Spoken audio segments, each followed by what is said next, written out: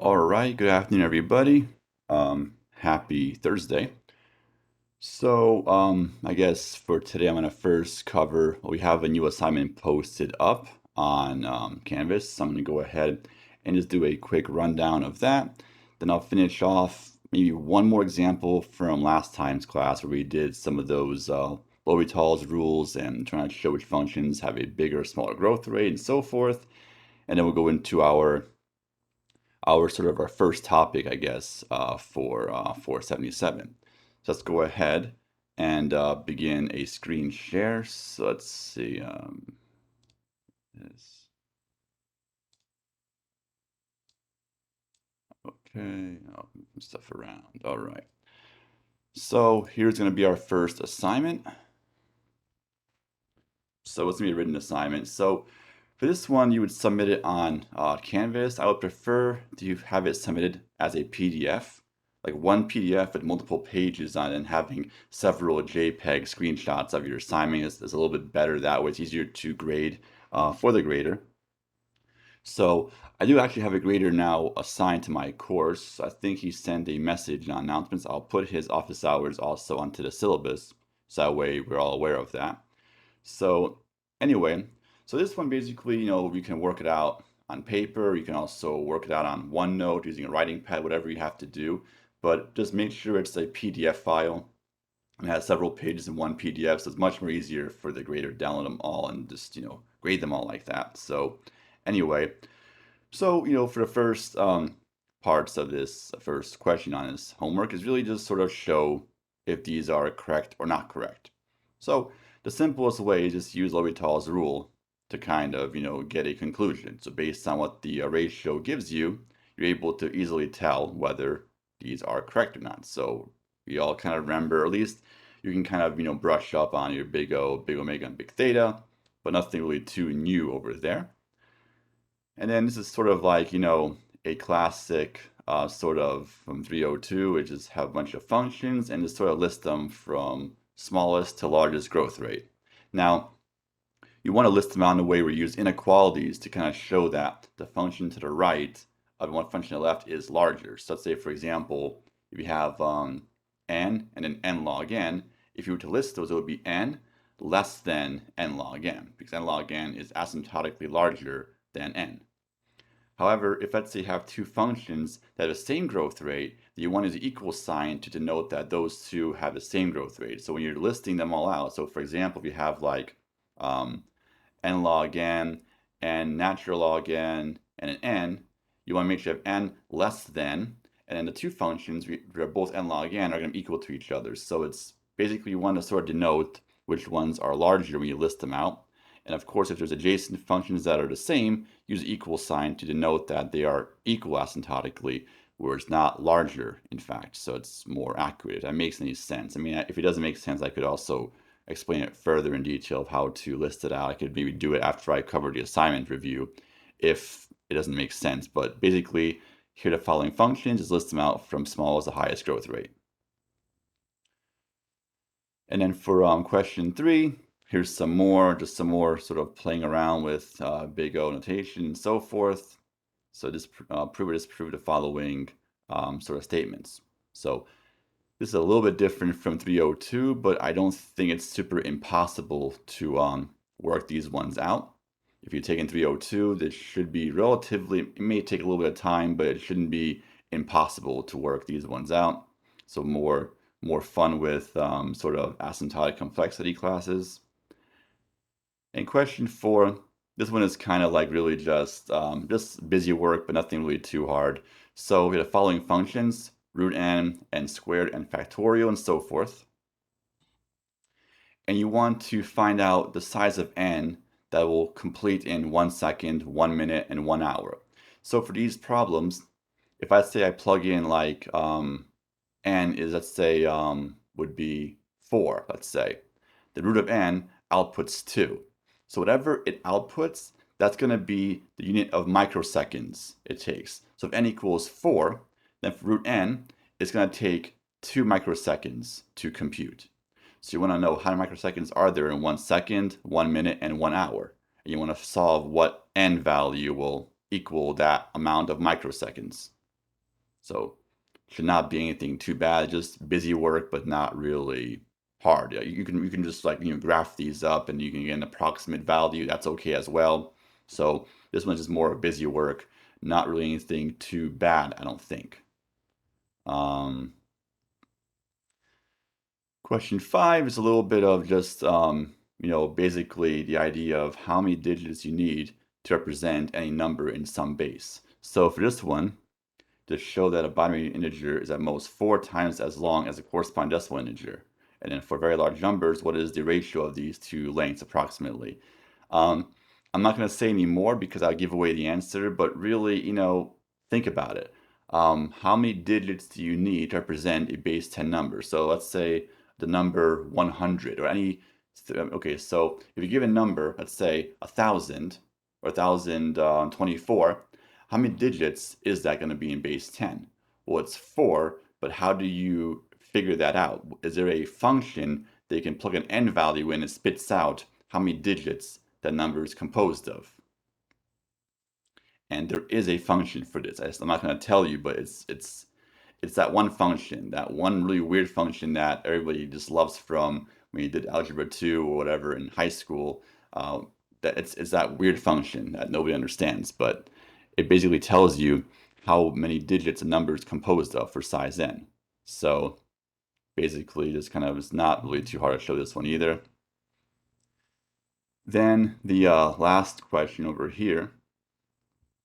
So we have a D-array tree, so I guess a tree with up to, 2 children or 4 children or whatnot.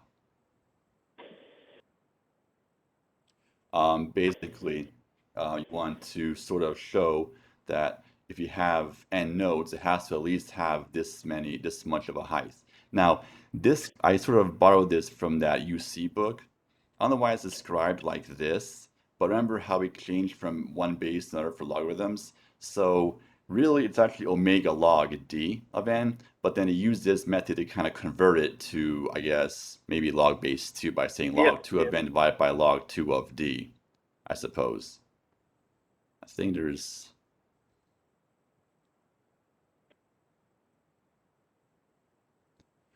I guess for question 5, you don't really need to even like show algorithmically, you have to show like the math basically for that. Yeah, I'm seeing someone's mic isn't muted. How do I mute everybody? Let me see. I think this is how it works. Mute all option. There you go. I guess everybody should be able to unmute themselves too, I think. Yeah, okay. So anyway, for this one, question 5, you just have to show the math basically. I guess you can think of it like that. So there's a function that kind of spits out how many digits it'll take, and you have to do a little bit of math to kind of show that. So that would be good enough for question 5.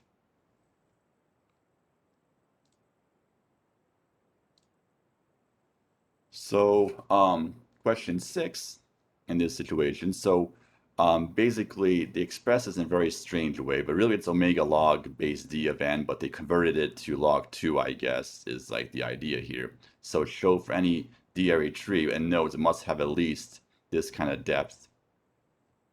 And of course, can you find a precise formula that can compute the minimum depth for the height for a tree, as a d-array tree such as this? So let's see, how do we actually do this? So remember from CS 302, how do you compute the height of a binary tree? I mean, maybe the instructors told you it was log of n, and that's not wrong, it's log of n. But remember, if in this case for minimum depth, that means a fully balanced tree, so fully balanced d-array tree. So you want to find a formula to find the height given n for a fully balanced d-array tree.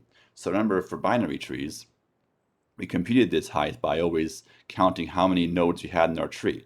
So the first level had 1 node, then we had 2 nodes, then 3 nodes, and 4 nodes, and so forth. We add all those up. So it was really a summation of 2 up to the power 0 plus 2 up to the power 1 plus 2 up to the power up to we have h. And then there's a formula that can actually solve that. There's a formula that can solve that summation, and then you solve for h then. So remember, that formula really was, it was 2 to the h plus 1 minus 1 was that formula, and that equals n, and then you solve for h by taking the logs and so forth. So same idea, but except for this is not a binary tree this time. So you can actually use a formula also for a general case sort of summation like that. So, you can kind of look that up. And of course, I'm not sure if you guys know how to use Wolfram Alpha, but for this class, Wolfram Alpha is a very useful tool to help you get the results for summation, especially for ones that converge to a value, or it'll converge nicely, or it'll diverge, but it will sort of, it has a nice formula that sort of computes it. Wolfram Alpha is a very good sort of tool for this class. So anyway, we can go Wolfram Alpha a little bit. Let's talk about it a bit maybe later on, just to give you an idea of how to use it, I guess, when I cover some examples today. But yeah, that's pretty much it for right now. So it's due next Thursday, although I'm thinking about having it due next Friday because I have office hours on Fridays this semester, and I'm pretty sure no one's gonna look at this homework, right away. Maybe some would, some might not.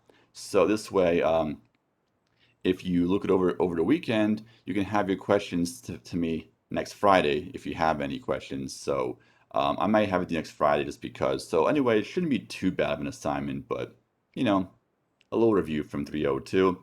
And there's not going to be any late penalty. I think on a syllabus I didn't put it on there, so it has to be due on Friday. Cuts off on Friday. There's no late penalty 24-hour period. For coding assignments in 302 and so forth, it makes sense because those can be very stressful to work those homework assignments out.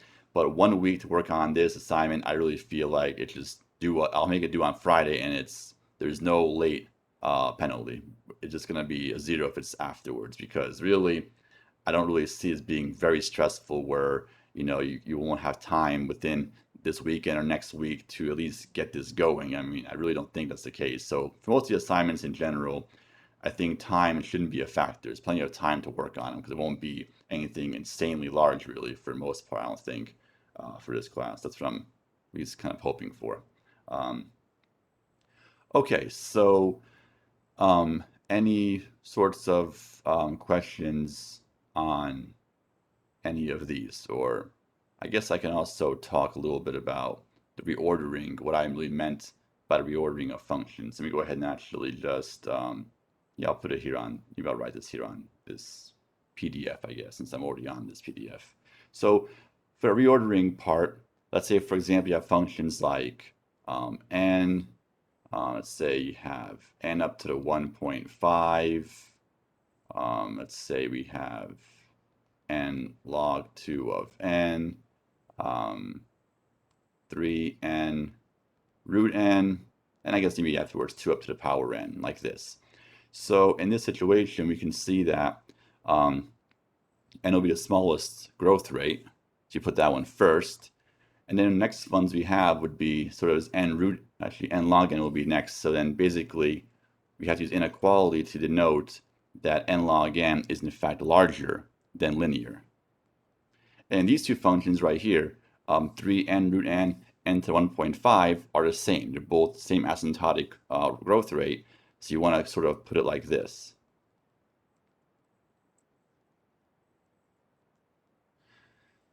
Now the order in which we use between these two functions does not matter as long as we have them both larger than n log n. We're good. And we have them as they are asymptotically the same. So the order here doesn't really matter, but we want to make sure we denote them as they are in fact equal. And then of course the last one would be 2 to the power n. So you want to do exactly this sort of thing for that one question. So make sure you are careful. Inequalities denote that the function is asymptotically bigger. The equal sign means asymptotically the same. So if you were to have done this instead, where you have n log 2n, n up to 1.5, this would be sort of incorrect, so you get partial points because, well, it's not exactly larger, they're actually equal to each other, these two functions in the middle. So just letting you know, just kind of give you an idea of how I want you to sort of list these out. So of course, you can of course show your work on these ones. So if you make a mistake somewhere, we have your work and it's kind of on the right track, we'll try to give you partial points for that. But basically, I think L'Hopital's rule can be very nice and handy to kind of help you to know which one is bigger and smaller and kind of put these pieces together. So that's what I meant for question 2. We want to do something along these lines. Alrighty, so I guess any other questions on the assignment? So I'll update you guys and have it due actually on Friday of next week. So if you have any last minute questions, you can ask in office hours. So remember, I'm going to be there in person, but also through WebEx as well. So if in case you can't make it in person, you can just log into my WebEx meeting room. Okay, so pretty much for last time's class, I went over just sort of a quick review of 302 content. So I'll just quickly just talk about this. For the most part, it was pretty simple, but the few things to kind of denote here is that, as always, we know that the smaller growth rate implies a faster algorithm. That's always going to be the case. So a bigger growth rate means it's a slower algorithm for any of these. So it's kind of, that's one of the main things to take away from this. So that's why if a sort of a program is O of n runtime or O of log n, O of log n is better because small growth rate faster. So just, that's that. And of course, another sort of key point from last time was that for O of log n, it contains every logarithmic function. So log base 2, log base e, natural log base 10, all of those are going to be in the set O of log n. Just to sort of recap that. And simple because we can convert any log from one log to the other. We also can convert from log base 2 to log base 10. So that way we know how many more digits or how much bigger log 2 is than log 10 would be for the same number. I don't know why I said that. It's almost like I said it for a reason. So anyway, so log 2 and log 10 can also, we can convert them and we can find that constant factor off between each other. So then we went over L'Hopital's rule last time, which is basically a very nice way to sort of denote which function has the bigger growth rate or if they are in fact equal to each other. And this was sort of the apparatus for how to detect. So we just take the limit of these two functions, and if they converge one of these three values, we know which one is bigger, smaller, or equal. And of course, you can take a derivative of f of n and g of n separately and put it back together and then try to see if we can find any type of, if we can find some conclusive, result at that point. So I did a couple examples last time. So, of course, this one's very obvious. This top function is n squared. This bottom one is linear. So obviously, this is going to go to infinity. Remember, for these type of examples, the more dominant term takes over. So n squared is more dominant than 30n. It's kind of like from the show Silicon Valley, where that one guy, that crazy investor who has that 3 commas issue, where he wasn't a billionaire technically anymore, and he was going nuts about that. But let's say if you're a billionaire, which n squared is like being a billionaire, minus 30n is kind of like subtracting $100 from a billion. You're still a billionaire. So remember, the dominant term sort of overshadows the entire function. So n squared is more dominant than 30n or 1000. So this whole entire function becomes just n squared. So letter 302 review, I guess. And then we use L'Hopital's rule as well to sort of show what about root n and log of n. And using this method, we're able to see very easily that root of n is going to has a larger asymptotic growth rate than any logarithmic function. So remember, since O of log n can be any log function, I chose natural log. And remember, every log is off by a constant factor among each other. So if I choose natural log, it's just as good as picking log 2 or log 10 or whatnot. So I use this method. I took derivative of root n and log of n, and I showed that, well, this is basically the case. So it ends up being infinity, which means that f of n, which is root of n, has a larger asymptotic growth rate than log of n. So let's go ahead and sort of do another example of this before I go over newer content. So what about the following scenario? So what about, let's say, theta of log n? Is it going to be in the set O of n to the power, I guess, maybe epsilon, where epsilon is larger than 0 and less than 1. So for any n to any power, as long as this power is less than 1, I mean, obviously, if it's 1 or larger, then of course it's going to be, this will definitely be correct. So in this case, I'm saying theta log n, I'm saying is every log function in the set O of n to the power epsilon, where epsilon is some constant and is less than 1. So obviously, if it's 1 or larger, then yeah, of course it's going to work, but it's going to work for every one of them. Let's go ahead and just find out. So I'm going to just try L'Hopital's rule once again to generalize this. So n goes to infinity. And I'll just pick the natural log again, and n to the power epsilon. So once again, we can't really get a conclusive answer from this. We have to do a little bit of calculus to take derivative of these two functions. So once again, derivative of natural log of n will be 1 over n. And then for n to the power e, it's going to be basically e of n up to the power e minus 1. Now, since e is less than 1, this e minus 1 is going to basically, how shall we say, it's going to sort of, it's going to make it negative. And of course, it's going to be sort of the complement of this sort of value. So let me just do it like this. You have 1 over n over 1 over e. I believe you can kind of draw it up like this is the result. So if I say if epsilon's 1/2, this will still work. If it's actually, so subtracting by 1, we can sort of take the complement of it and sort of put it below. So that's the algebra there for that. Let's go ahead and now try to work this out. So we're going to have take the reciprocal of the bottom sort of fraction there. So we have epsilon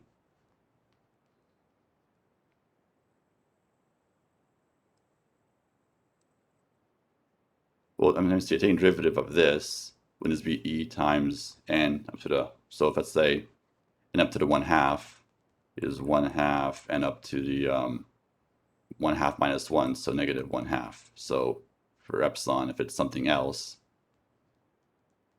then it'd be just 1/3 n up to the negative 2/3. So let me see here. Oh, so I think, yeah, so actually it would just be, oops, e minus 1. I think it's like this then.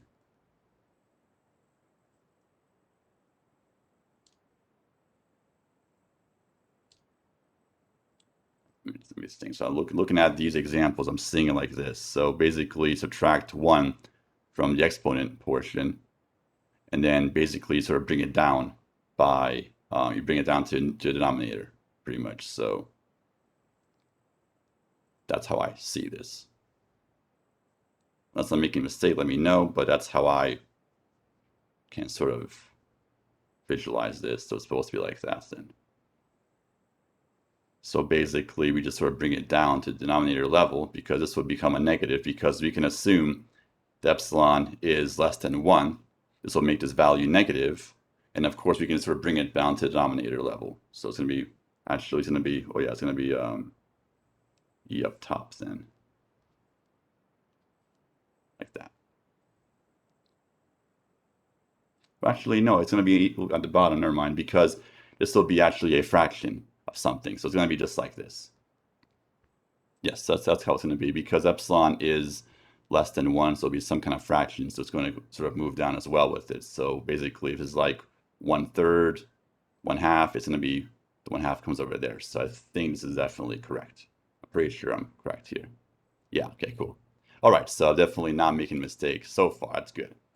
So now we have, we take the reciprocal, so we have epsilon and e minus 1 over n is what we have now once we sort of do some algebra there. Then we can see here that if we basically have n up to the epsilon minus 1 over n, we're going to subtract 1 from the exponent of n. So we end up getting basically, we're going to, so right now, this value up top right here is going to be just the original sort of, it's going to be some kind of positive value. Because remember, it was negative, but we sort of put it to the denominator earlier. So this amount will be actually some positive value, but a positive value is going to be sort of less than 1. So we subtract 1 from this, it'll make this exponent part negative again, if that makes any sense. So it's going to be epsilon over n to some type of power. So it's going to be epsilon minus 1 again, I believe. Because this amount, would minus 2 possibly, but essentially it's going, I think, no, it's going to be minus 1. This one's really weird. So it's going to be, let's say it'll be like 2/3. It's going to go back to the way it was actually. It's going to be just, take the complement of that again, which will give us n up to the power epsilon, because this epsilon minus 1 was a complement of the original one, and the complement of this will go back to the way it was. So let's say if epsilon was 1/3, this will be 2/3, minus 1 will make it 1/3, negative 1/3 at the very top, so you bring that down again, down to the denominator level. Yeah, so because of the fact that it's a complement of epsilon. So we bring it back, so we end up getting this result, and this is going to converge to 0. So, and this kind of tells you which is, this is actually a correct statement. So definitely my math wasn't too wrong because I ended up getting the result of 0. This means that for any sort of polynomial where n up to some power, as long as that power is larger than 0, it's going to always work. So this actually is correct. So epsilon can be very small. It can be 0.00000001.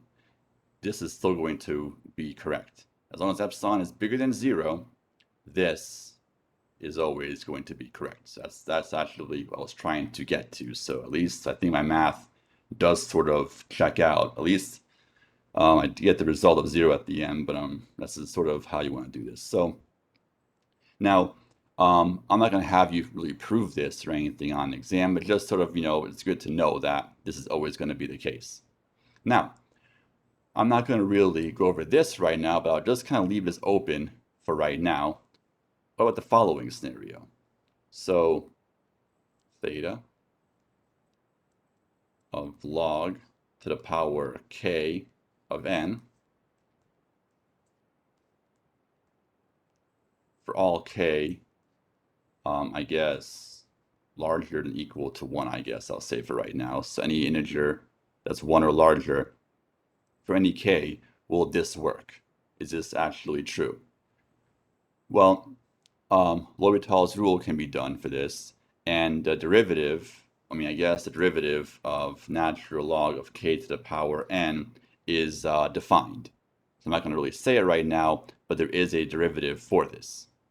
And there's no rule you can't take derivative more than 1 time, potentially, again and again, until you reach some type of conclusion. So this is kind of a good question to think about. Is that correct? So I'll let you kind of, think about that for now. Okay, so these notes I sort of did yesterday, and today I will make a PDF out of these and upload them to Canvas along with the video, which I'm recording for this class today.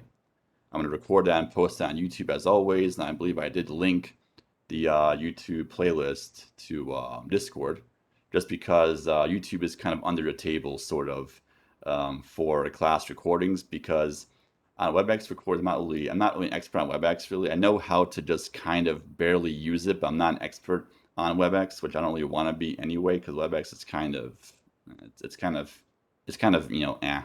and I can't upload the MPEGs up onto Canvas because you only have 3 gigs of storage space on Canvas. So I can maybe record a couple of videos and post up there, and that's about it. So I think YouTube might be the best option for right now. So anyway, that sort of concludes some of the basics from 302. So now I'm going to cover this new topic in our class, which is going to be recurrence relations, which is definitely one thing that's going to be a pain to do, but let's go ahead and sort of tackle this.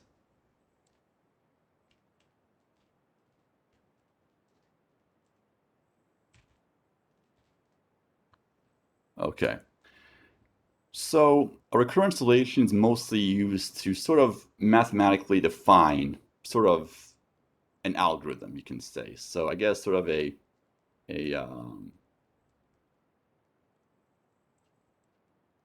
mathematical sort of definition, I guess, for an algorithm. It doesn't have to be for algorithms, but we typically use it for algorithms. And for the most part, it's used to model, um, divide, and conquer algorithms. Hope I spell it correctly.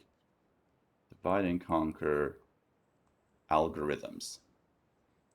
So basically, we have an algorithm, and if you kind of know how the dividing part works and how we conquer the parts as well, we can actually, in fact, sort of create a recurrence relation that models that behavior and then simply solve that recurrence relation. So recurrence relation really is sort of a function, sort of, I guess, defined within itself. Is that a question or a statement? I'm going to say it's kind of both. So I guess the answer is really something like this is a recurrence relation. So here's some examples I'll just put here.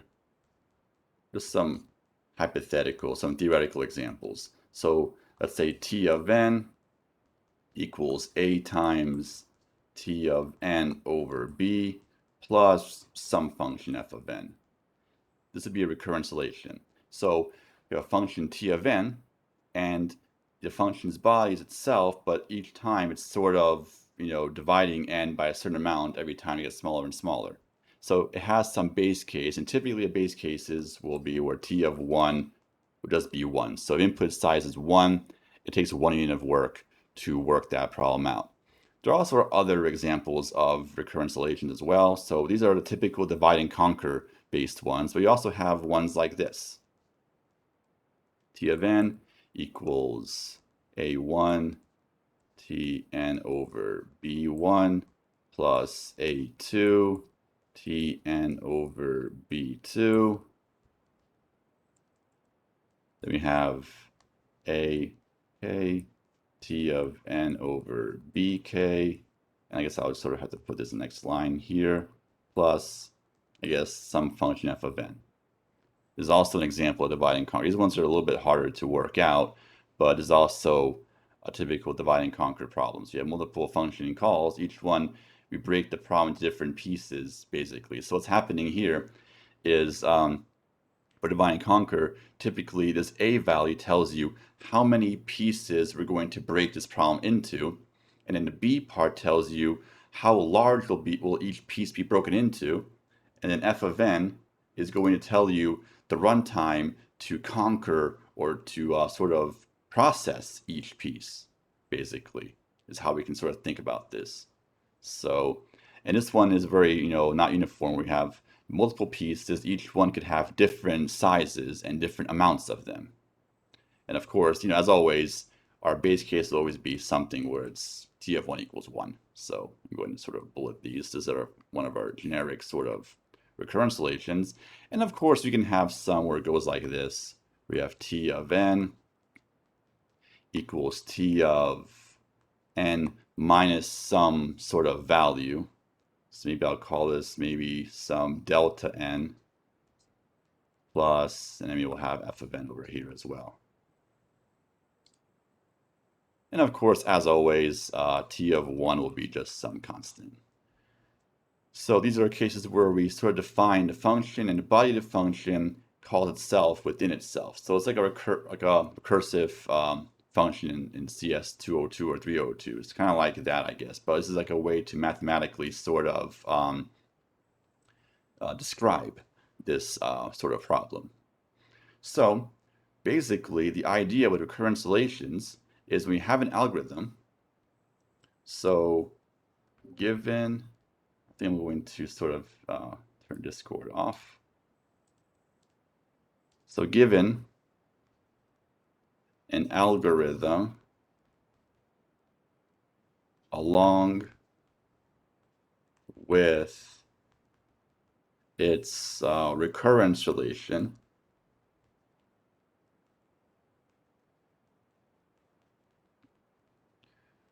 we wish to solve it and categorize it into an asymptotic complexity class.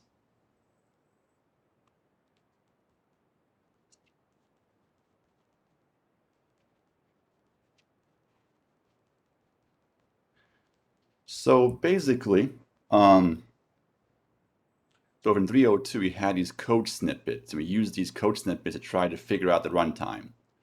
I'm guessing 302, you've covered that. So this is going to be sort of like the 477 version of that. We're going to have these sort of recurrence relations. You have to sort of figure these out and give me the runtime, whether it's theta of n or n squared and so forth.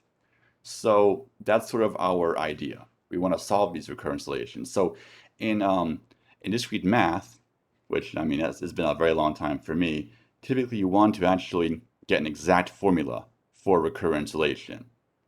Whereas in CS, we don't really have to get an exact formula. We have to just sort of get what's the growth rate. That's good enough. You don't have to get exactly whether it's, okay, this recurrence relation is going to be exactly 5n over 2. Okay, it's n. So we mostly care about the asymptotic growth rate, not really the exact value, which is different from discrete math, I would imagine. So basically, we have a few different ways of solving these. So one way is going to, I guess, methods of solving, which we'll sort of go over sort of most of these, or at least I'll cover all of them, but I think one of them I'll cover in less detail. So we have to expand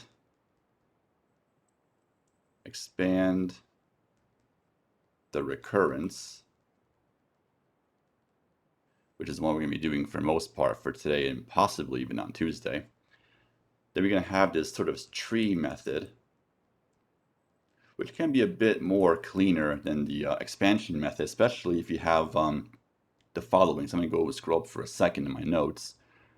So for something like this, the second bullet, the tree method is actually more preferred because if you try to expand this out, it's going to be this insanely hideous kind of sort of formula you get, which is going to be basically you're not going to want to do the assignment then. So for these ones, you can definitely do you can do expansion as a recurrence, or you can do a tree, but this one I would suggest a tree method is definitely a better idea for these ones.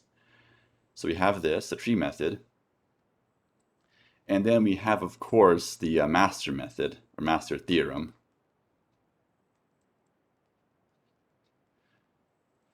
Now, the master theorem is kind of like in calculus, where when you first learn how to do derivatives in calculus, you had that one big formula you had to do, right? It was f of n minus f of n minus delta n, or I guess you can say maybe h over h, and you have to have h has to be sort of so infinitely close to 0 and so forth, all that really weird formula.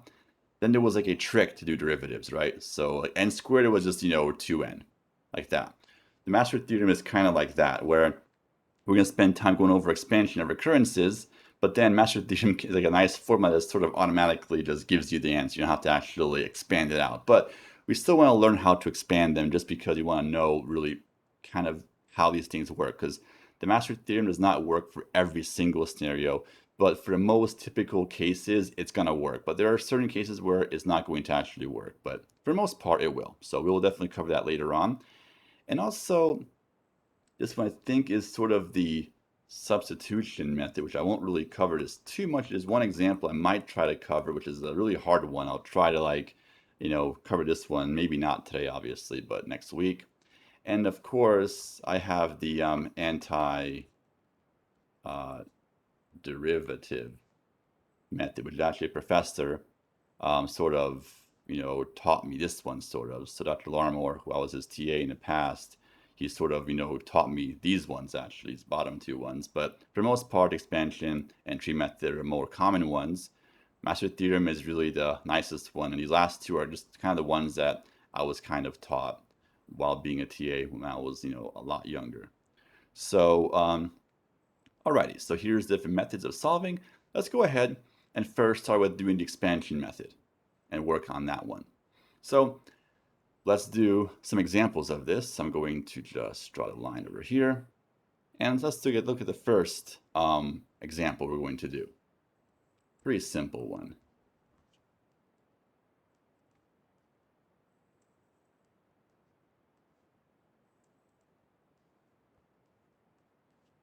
And of course, t of 1 will equal 1. So I use theta n right there. That's going to be f of n. So theta of n really means, theta of 1 really means that it's a constant. So we can just use 1 for that. So I'm going to always put some theta right there, just denoting that it's just, the function. We don't really care about the exact, function sort of value. We only care about the growth rate. So theta 1 really means just 1. So this is a recurrence relation that models a pretty well-known algorithm. So what this does actually is it breaks the problem into one piece of size n over 2 until eventually it hits 1. So do we know what algorithm does this recurrence relation really model? Probably the first one you learned probably in CS 302. So if you were thinking binary search, you'd be correct. This actually models binary search, because think about it. We break the problem into one piece of n over 2, and each piece, it takes one time, or constant time, because each sort of step in binary search is we just compute the median, or middle element, of the sublist, and compare it to our search value. That's a constant operation, and we keep on breaking it down into one piece of size n over 2 until we eventually hit 1. It's a binary search. Let's go ahead and work this one out. And as we can see, this will definitely be theta of log n. Let's go ahead and see if we can mathematically sort of solve this recurrence. So we have t of n equals t of n over 2 plus 1. So the expansion method is we're going to just have to keep on, we're going to expand this function right here. We have to expand it. So what's going to happen is we're going to have t of n equals t of n over 4 plus 1. That's the result after we expand that right there in red. So the blue is the result of it. And of course, this plus 1 is left over because this was from the original formula above. So, okay, let's go ahead and expand, one more time, or at least once more. So I'm going to go ahead and expand right here, like that. So then in this situation, well, if we expand this inner part, well, we end up getting t of n equals, we're going to get basically t of n over 8 plus 1. That was the result of that expansion. Then we had that plus 1 from last expansion. And then that plus 1 was from the very beginning. So we're seeing this type of pattern.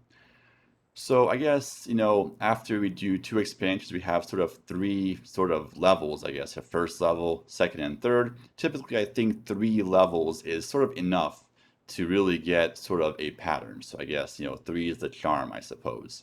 So we can see here, we have 3 levels of expansion.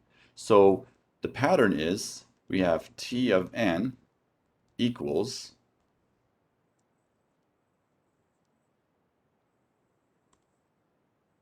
t of n to the power 2 up to the power I plus 1 plus 1 and then plus 1. So we basically, we summarized it because we did sort of, actually in this case, I'm sorry, I meant to say 3. Sorry, 3. 2 to the power 3 is what we have. So I'm guessing if we did one more expansion, it would be t of n over 2 to the power 4. It would have actually 4 additions of I. That's definitely a pattern. So after 3 expansions, we can kind of start to see a pattern developing. So the pattern here, in a general case, will be t of n equals t n over 2 to the power I, plus we're going to have a summation, x equals 1 to I, 1. So that's definitely the pattern we emerge. So now, to solve the recurrence, we want to sort of set n to a certain value, a big enough value, that's going to sort of force this this content inside of this t of n over 2 to the power I to hit the base case. So I'm going to just set, so I'm going to say n equals 2 to the power I. I'm going to set that just so I can sort of have this case collapse into sort of into a t of 1. I want to get t of 1 over here to sort of not have any more recurrences expanding. So if n equals 2 to the power I, this will actually hit 1. So that way we count, we want to figure what I is, we know how many expansions it took until finally the result inside of this equaled 1. So if we do I expansions, then n has to be 2 to the power I in order for this to hit 1. So in that case, I has to be log base 2 of n, according to the definition of logs. So then the result now is going to be, well, t of n will equal t of, I guess I would say 1, because n is 2 to the power I, so this will just become 1, plus the summation x equals 1 up to log 2 of n, 1. So we're going to do this addition log n number of times. So we're going to add 1 log n number of times to give us just log of n. So we end up getting t of n equals 1 plus log 2 of n. So therefore, this equals theta log n, which I guess that's correct because we already kind of assumed that it should be log of n because we knew, or at least, I mean, it made sense, I hope, that that was the actual recurrence relation for binary search. So it has to be theta log n. I use theta here because originally, so I'm going to scroll up for a second, I used equal over here. So because of an equal sign, it has to be theta. But if I would have done this instead, if I would have had it like this, then the result would have been O of log n. Because this is going to be, this t of n is going to be equal to or less. If it would have been this direction, then it would be omega log n. Because this is the lower bound of t of n. So t of n is going to be at least log n or larger. But if you use equals, then it's going to be just simply theta. So I'll use equals for all of the examples, but for the homework 2, I'll use less than, greater than. So just that makes the problem, just sort of remember it's going to be big O, omega, or theta, depending on what this, if it's an equal sign or inequality sign, just to know that. So, okay, that's that. So I guess, I'll do some more examples, but any questions so far on the example above right here? This is basically going to be the sort of the mechanical way of doing this. We just keep on expanding until we find a pattern. Then we want to plug in some value for n to set this to equal some constant, and then we have to use I. So this is going to be really going to be the method of doing all of these for the most part.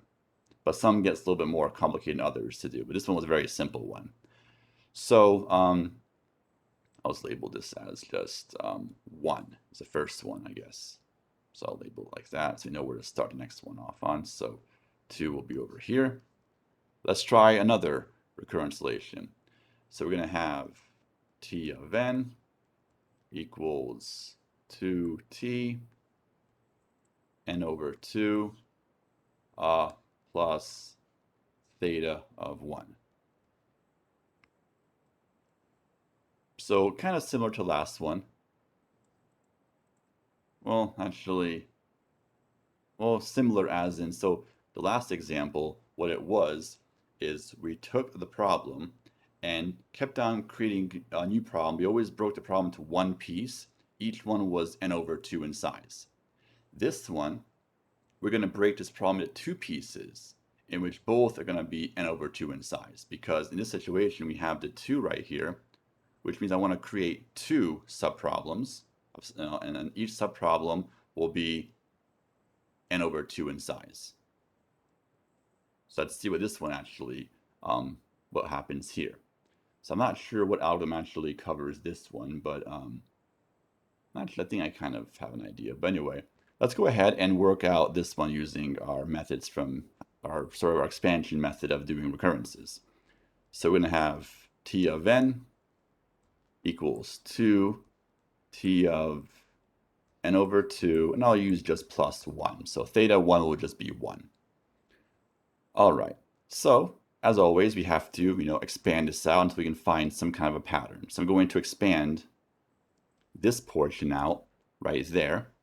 And if we do that, we end up getting t of n equals 2 times, and in blue, I'm going to show the result of expanding that part out.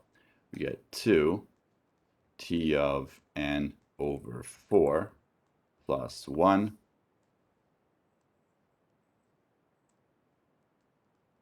plus 1. So let's go ahead and just do one more expansion. So I guess having 3 levels is usually good enough to definitely find an obvious pattern. So I'm going to expand this portion out. So this will give us, well, remember we always divide this problem in half every single time. So we're going to end up getting t of n equals 2 times 2 to t of n over 8 plus 1 plus 1, and then the last plus 1 at the very beginning. All right, so we definitely might have a pattern emerging here. So I want to go ahead and collapse these parentheses all together like this. So I first have to distribute this 2 over to this value, and of course over to that value. So the result will be, we're going to get 2 squared t of n to the power, I'm just going to put 2 to the power 3 just to kind of simplify this right now, plus 2. Because multiply is 2 to that 1. So then what's going to happen is we have one less level of parentheses here. Actually, never mind. It's going to be plus 1, like that.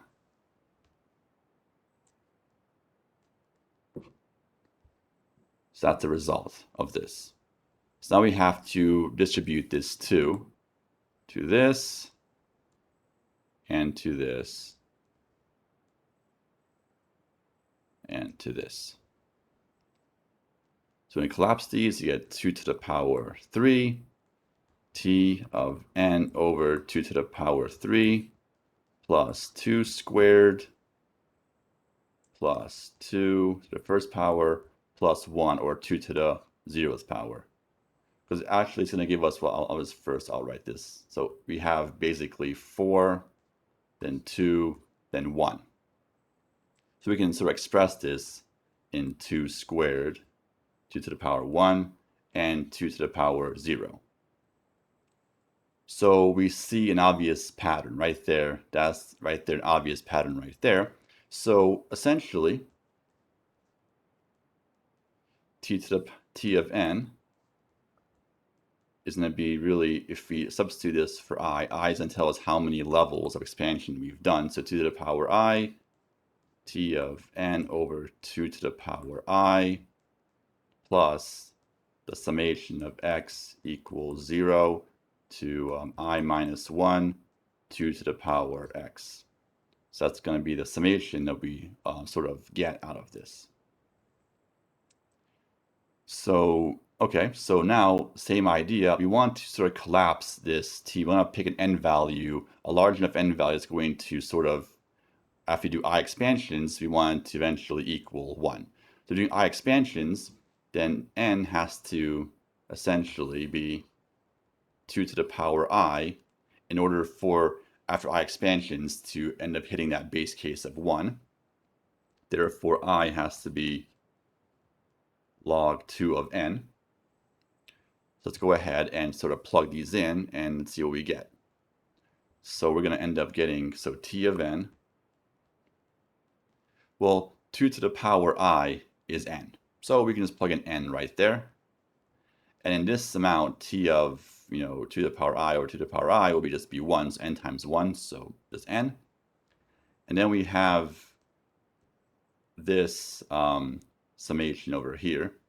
So x equals 0 up to I minus 1, 2 to the power x. So this summation, there's actually closed form for this.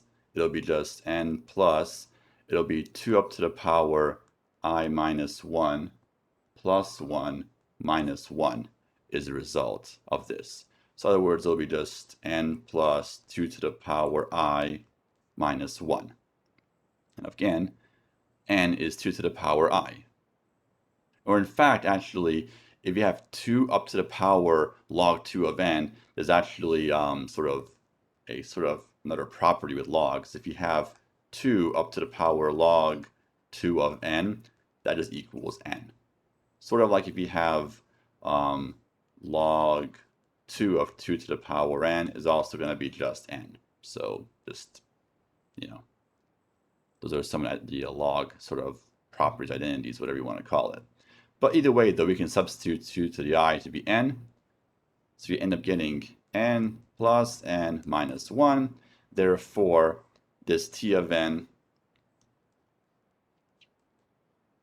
equals theta of n.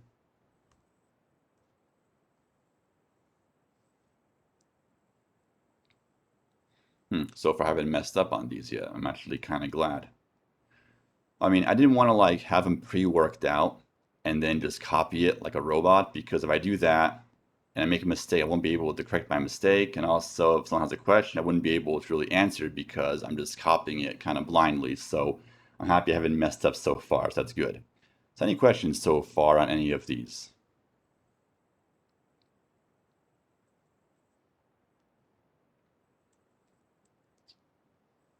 All right, so I guess, let's do a couple more. So let me see, I got about another 10 minutes or so. Might be the last one possibly I'll do for today. Then I'll do, some more on Tuesday and go over other sorts of methods of working recurrence relations out. But here's our next one we can work on. This one is probably very well-known algorithm as well.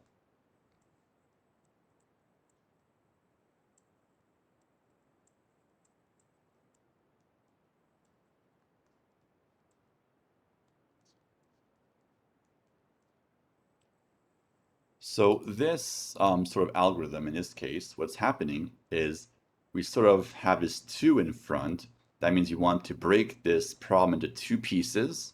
And each piece is going to be broken into what's going to be size n over 2.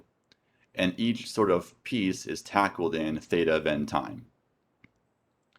So is an algorithm that we have that sort of takes a problem in 2 pieces of size n and takes theta n time to process each piece, or each 2 pieces together. And if you thought of merge sort or quick sort where you break the list evenly every time, you'd be correct.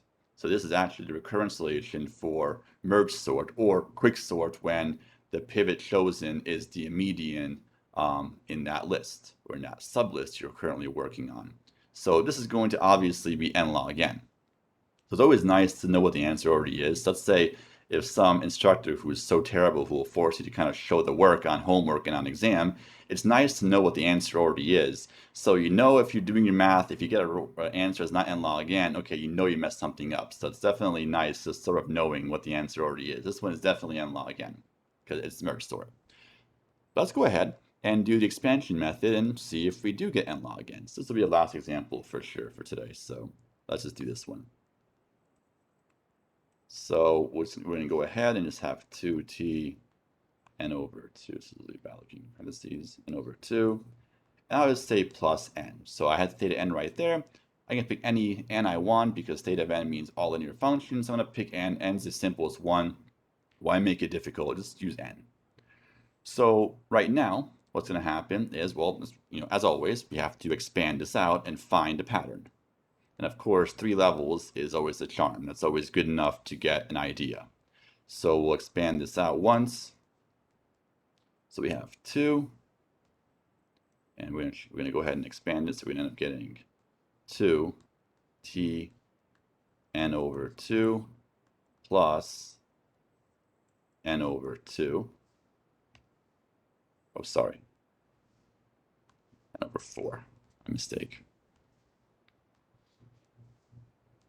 Plus n is sort of the leftover from before. Because we plugged n over 2 into this recurrence, so we always divide it in half, and then we end up getting n over 2 amount of work. So n over 2 is going to be the number of steps at that level. So now we have to expand this out further. So you plug n over 4 into t, which is going to divide this n over 4 again in half to get n over 8. So we get t of n equals 2 times 2. Then we get 2 t n over 8 plus n over 4 plus n over 2, and then plus n. So once again, after 3 levels, it's enough typically to find a pattern. So let's go ahead and sort of collapse these parentheses, these brackets together, and try to get a nice sort of result here. So we have to, of course, distribute this 2 over to these terms. So we're going to end up getting t of n, and we're going to have just 2 over here on the outside. To end up getting 2 squared, t of, I'm just going to go ahead and say n over 2 to the power 3 just right now, plus, we're going to get n over 2 over here actually, because it looks like we have 2 times n over 4, so it's n over 2, then plus n over 2,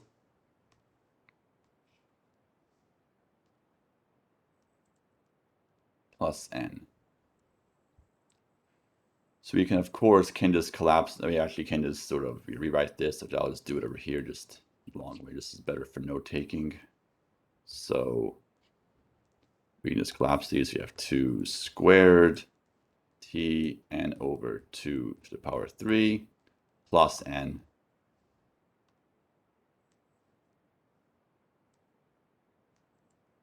plus n. And now we have to distribute this 2 over to these 2 terms. So we end up getting t of n equals 2 to the power 3, t of n over 2 to the power 3 plus 2n plus n. So maybe one more expansion would have been nice, actually, in this situation. But I think we can kind of see sort of a pattern emerging. So here's the pattern that we're getting. So maybe one more expansion would have been nice, but oh well. So we end up getting really 2 to the power I, t of n over 2 to the power I. And then we have the following summation. We're actually going to get basically, so here, actually I could have collapsed this as well. It's going to be really 3n. So it's going to be I times n is sort of the pattern we see there. So one more expansion I would have done, pretty much you could almost imagine it would have been 4n would have been the result. One more expansion, it would have been 5n. So that's sort of the pattern. So it's, in this case, it's actually 3n. So really we did 3 expansions. So really it's I times n. So now, once again, we did I expansions, so I wanted to pick an n value that's going to sort of hit that base case. So we do I expansions, then n has to be 2 to the power I in order for this recurrence right there, right here, to equal that base case or 1. So once again, same idea. We just set 2 to the, actually, n will equal 2 to the power I. Therefore, I is going to be log base 2 of n. And then, okay, well, we plug these in, we'll have t of n equals n times 1, because n is 2 to the power I, so this fraction becomes 1, plus we'll plug in log 2 of n for I, multiply it by n. So we end up getting n plus n log n.